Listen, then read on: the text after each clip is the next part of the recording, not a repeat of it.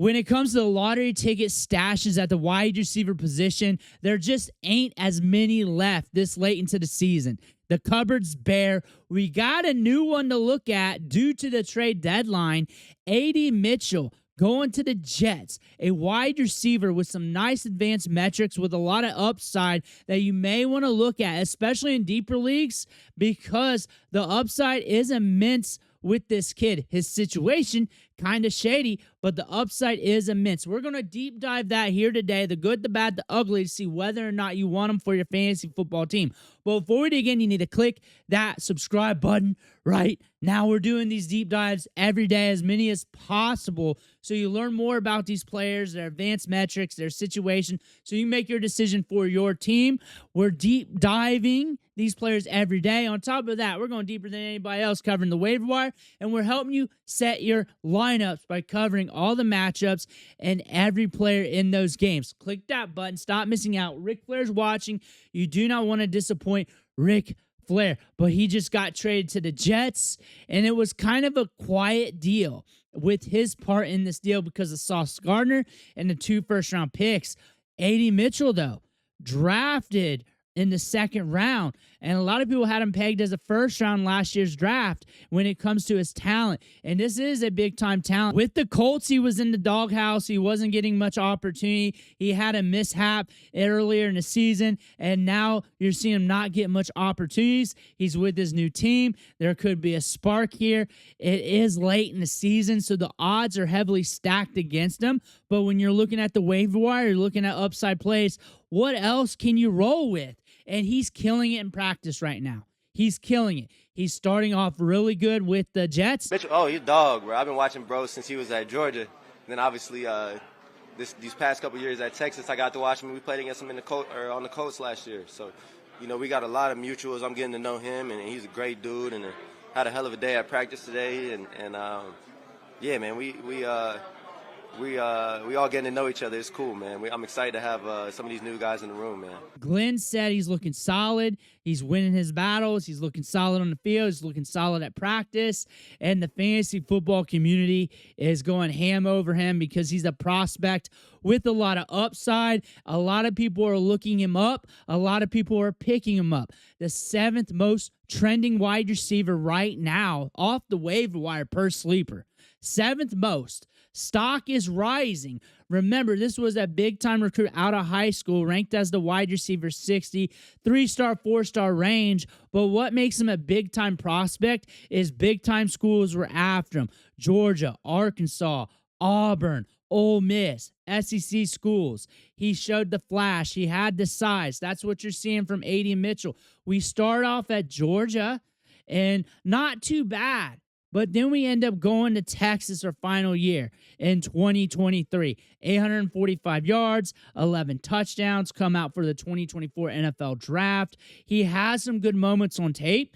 He's actually a slick route runner with nasty hands and top-end speed that can blow the doors off. That's what you're getting from him. A lot of people had him pegged as a first-rounder going into the draft, and a lot of people had him compared to some of the big-time wide receivers already in the league because of his ability to create separation. And you see the 4.3 speed at the NFL Combine. You see the burst score, the speed score, the catch radius, all those numbers. They're elite. They're top tier. He slips in the draft, but remember, last year was one of the most talented, deepest wide receiver classes of all time. So a second-round pick is worth more in that class, usually, talent-wise, not sunk cost-wise, compared to many other draft classes. Like, he is steps and leaps ahead of Jack Betch when it comes to talent. And when you look at his separation scores this year and last year, he's beating a lot of wide receivers in last year's class, just not getting on the field, not getting his opportunities, not getting his moment. And you're looking at this depth chart, there's nothing here. There's nothing here. Like, when you're looking at talent and then you exclude him, it's just Garrett Wilson, a bunch of bodies. John Mechie just recently made it to this team. He's an interesting prospect profile, but A.D. Mitchell stands out against Tyler Johnson, stands out against Allen Lazard. He can blow the doors off the safeties. He can stretch the field. There's a lot of opportunity for him to climb this depth chart and be the wide receiver 2 next to Garrett Wilson, who has been cashing. And the quarterback play has been sucking on this offense. That's no surprise. But he's still been able to hit a lot of weeks this season. And you're looking at this wide receiver depth chart. You're looking at what they've done on the year. Whole lot of nothing outside of Garrett Wilson. Part of that is the quarterback play. And a lot of this is just lack of talent. Like, this depth chart is lacking talent. So there's opportunity here for A.D. Mitchell just to keep cashing out in practice and earn a larger role every single Sunday here for the Jets. You're looking at the target share, a 34.7% target share for Garrett Wilson. That is elite. That is top end. And you're seeing that, and he's a good player. And good players earn targets. Targets are earned. And Garrett Wilson is outperforming all the other wide receivers. There's not much competition for him. You're looking at Josh Reynolds with a 15% target share. Tyler Johnson's had some moments. But really, outside of Garrett Wilson, you do not have much there. When you're looking at him at wide receiver for your fantasy football team, you can't put him in lineups right now. That'd be asinine unless your league's that deep. He's a deep wide receiver stash. He's a lottery ticket. When you think about the schedule, it doesn't really matter right now. You want to see him get out on the field. You want to see him run some routes. This is possibly more for 2026. He's a cheap contract right now in the second round. That being said, when you're looking at him and you look at his draft profile, he's got a lot of upside to him. He just didn't get on the field with the Colts. And the thing is, when he was on the field with the Colts last year, he was creating separation, leading a lot of the route runners from last year's class when you compare him against those top-end rookies. And it was a very decorated rookie wide receiver class. So there's a lot of upside here. For a 12-team redraft, it's really hard to make that decision because I'd rather stash running backs. I'd rather pick up those stash running backs because if the starter goes down, I know the workload's going to him because this is the Jets. The Jets suck. Every matchup's going to be rough for them, which could be good for him, and he could have some splash moments later in the season where he cashes out because talent-wise, upside-wise, ambiguous upside-wise, it's nothing that they have on the roster outside of Garrett Wilson. So when you're looking at Fields, you're looking at Taylor, you're looking at those quarterback play on this team, they could be just excited just to chuck it up to them because they don't have anything else. They don't have anything else. They got a rookie tight end soaking up a bunch of targets. They don't have much.